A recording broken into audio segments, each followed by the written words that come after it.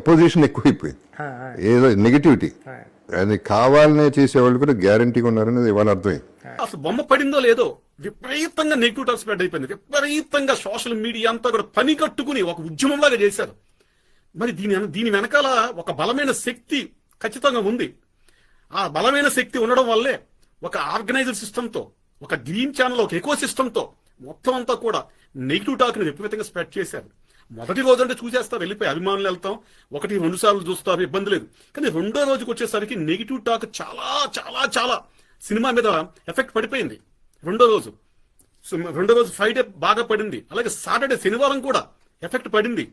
ఆ తర్వాత ఆదివారం నుంచి సినిమా పుంజుకుంది. నెగిటివ్ టాక్ అంతా కూడా సినిమా చూసి వచ్చిన వాళ్ళంతా కూడా స్పష్టంగా చెప్తున్నారు నెగిటివ్ టాక్ నడుస్తుంది సినిమాకి, కానీ సినిమా చాలా చాలా బాగుంది, అద్భుతంగా ఉందని చెప్పేసి ప్రతి ఒక్కరు చెప్పేసరికి నెగిటివ్ వల్ల పాజిటివ్ టాక్ వెళ్ళిపోయింది, పాజిటివ్ బ్లాక్ బస్టర్కి వెళ్ళిపోయింది. సండే నుంచి సినిమా పరుగందుకుంది.